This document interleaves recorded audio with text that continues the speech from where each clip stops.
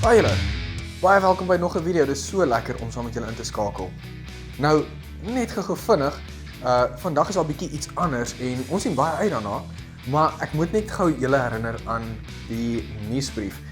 Onthou jy kan klik op daai knoppie net onder die video en dan kan jy iets aflaai. En ook die gitaar, onthou die gitaar. As jy daar klik, dan is daar 'n liedjie wat gaan speel. Maar ek gaan julle nie langer ophou nie. Kom ons beweeg aan en ons kyk wat is in vandag se video. Susan, maar jy ry so vinnig. Jy ry daarom al baie beter as toe jy begin het. Dankie Frikkie, ek geniet hierdie sommer baie vandag. Ek dink ons moet amper huis toe gaan. OK, ek gaan net nog so 1 rondte ry.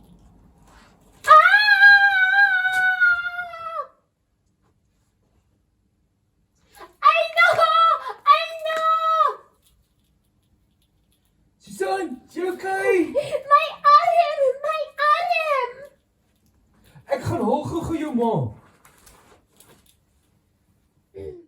Ag nee, sussie, is jy okay? Mamma, my arm is seer. Kom liefie, ek dink ons moet jou hospitaal toe vat om seker te maak jou arm is nie gebreek nie.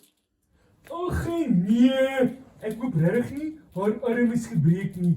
Ons skool se swemgala is volgende naweek. En ek het die hele jaar so hard geoefen vir die swemgala.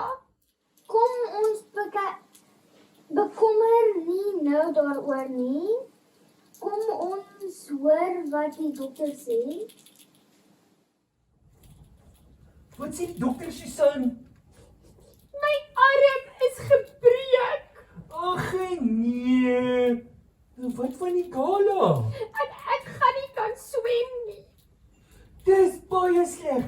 En dit nadat jy die hele jaar so hard geoefen het. Ek weet, dit is die slegste dag in my lewe. Hi Bokkie, mamma weet jy is bitter hartseer en teleurgestel. Mamma, dit is die slegste dag in my lewe.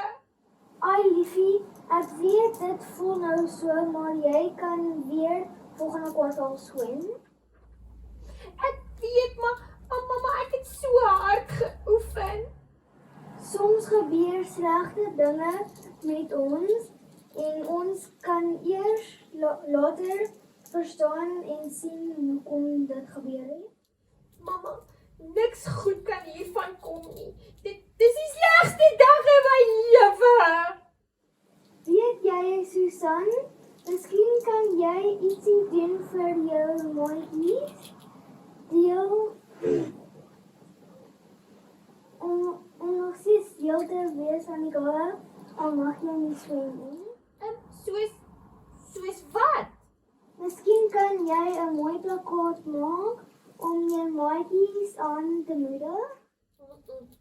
Nee mamma, ek is so hartseer. Ek wil niks eers met die gala te doen hê nie. Jy moet nou onthou, Frikkie ondersteun jou altyd so mooi met jou swem en motorfietsry. Jy moet nou vir hom 'n goeie vriend wees, al is jy hartseer.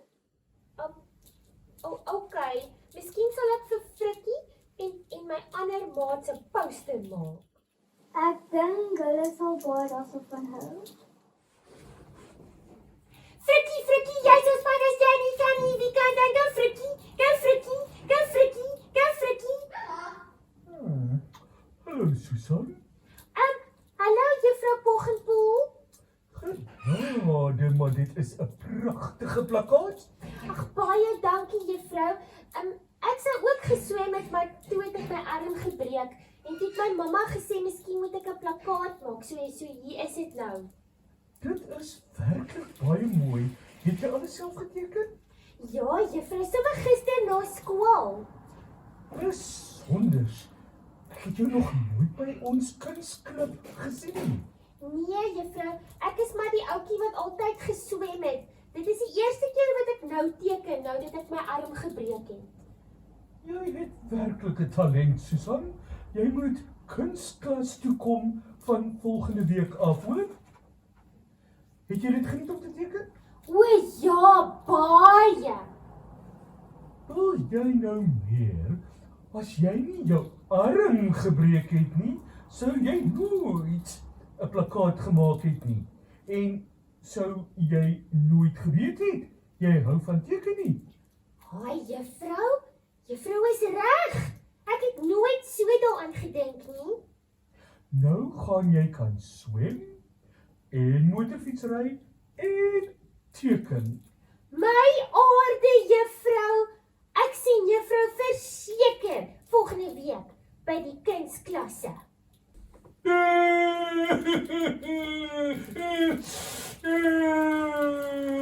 nou ou frikkie, wat is fout? Ek is so hartseer. Ek is nie gekies vir die eerste rugby span nie. Ai ou maat, ek kan sien jy is sommer baie teleurgestel. Ek het so hard probeer. Ag man, onthou jy 6 maande terug toe ek my arm gebreek het en ek nie by die gala kon swem nie? Ja, ek onthou. Ek was net so teleurgestel. Ek weet presies hoe jy voel. Mens voel regtig asof dit die einde van die wêreld is. Ja, die slegste dag ooit. Ek het net so gevoel, maar my mamma het gesê, soms gebeur daar iets slegs in jou lewe, sodat daar later aan iets beter kan kom daarvan. Dit voel nie nou asof enige iets goeds ooit weer sal gebeur nie. Ek weet al, maat. Ek weet presies hoe jy voel. Dis net hoe ek gevoel het. Maar jy sal sien. Jy sal nog verstaan hoekom. Miskien nie nou nie, maar later aan. Kyk Susan, glo jou, want ek weet jy is ook al deur hartseer en teleurstelling. Hallo maats. Dit is baie sleg as slegte goed met jou gebeur. En is baie sleg as jy teleurgesteld is omdat iets gebeur het met jou en of omdat jy nie ietsie kan kry wat jy graag wil hê nie. Soms kan 'n mens gou agterkom hoekom ietsie slegs met jou gebeur het en soms vat dit 'n bietjie langer voor jy agterkom wat die rede vir al hierdie goed is. Maar daar is altyd 'n rede, want God is in beheer. Kyk byvoorbeeld vir Susan. Omdat sy self deur 'n slegte tyd was, kon sy vir Frikkie bystaan toe hy hartseer en teleurgesteld was. Frikkie het geweet dat Susan ook deur 'n slegte tyd was en dat sy verstaan waardeur hy gaan. En hy kon op haar leun. Slegte goed het dikwels ook met mense in die Bybel gebeur. Kyk bietjie na hierdie video van arme ou Job. Old Testament heroes. Job, God gives and takes away. Today's verse is Job 1:21b. The Lord gave, and the Lord has taken away. Blessed be the name of the Lord. Job is a righteous man. He does what's right, and God has blessed him. He has 10 kids, 7,000 sheep, 3,000 camels, 500 pair of oxen, donkeys, servants, you name it, he's got it. He loves God and follows God's rules. Then suddenly we find ourselves at a meeting called by God. In heaven? It doesn't say, maybe. But guess who shows up at the meeting?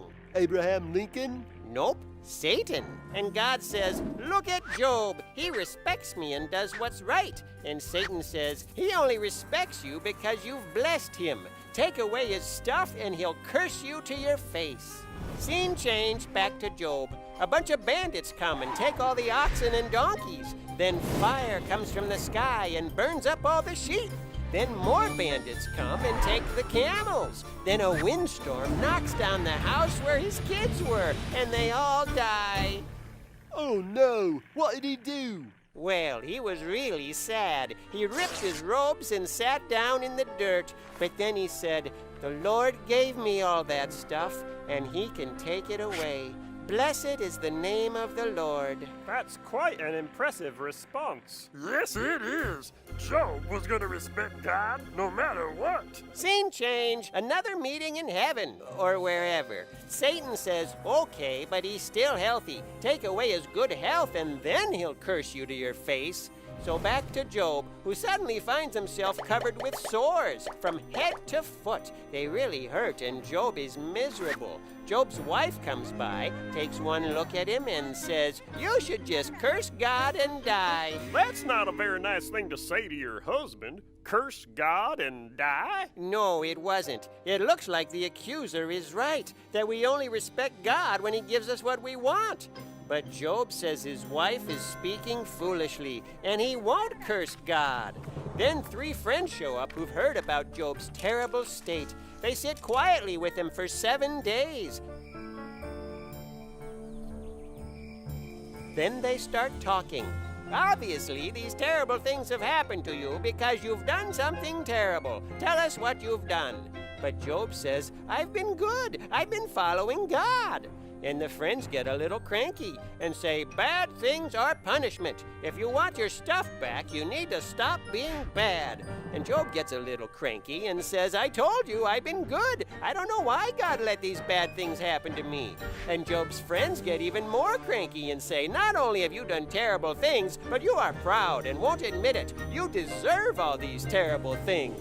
And Job gets mad and says, you are terrible friends saying I've done terrible things. God, why don't you defend me? It's not fair. And as they're arguing, a whirlwind shows up. What's a whirlwind? It's like a small tornado. Oh, interesting. And a voice comes out of the whirlwind, and the voice belongs to Abraham Lincoln, What's the thing with Abraham Lincoln today? best president we ever had.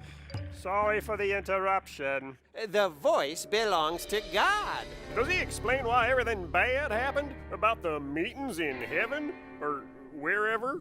No, he doesn't. He says, who's asking questions about whether I'm doing the right thing or not? Like I have no wisdom? Like I don't know about justice? I created the world. I control the seas. I rule over all of creation with wisdom that you cannot always understand. Do you know everything that's going on right now to say that I'm being unfair? Oh, what did Job do? He put his hand over his mouth. He knew he had spoken of things he did not understand. He realized that God was just and wise and could be trusted, even when bad things happened. Then God turned to the so-called friends and told them they were wrong. Terrible things happening to Job did not mean Job had done terrible things. There's more going on than we can see. And God restored Job's health and gave him more kids and more camels, sheep, oxen, and donkeys than he'd ever had before. And Job kept on trusting God and being faithful to him, even when life was hard to understand. Let's review today's verse. Job 121b. The Lord gave, and the Lord has taken away. Blessed be the name of the Lord.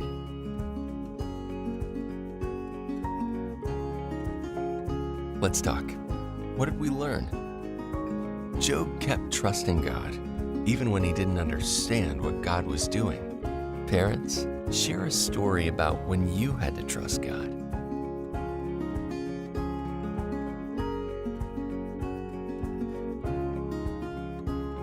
Let's pray together. Let's pray and ask God to help us believe that He is trustworthy and to trust Him always.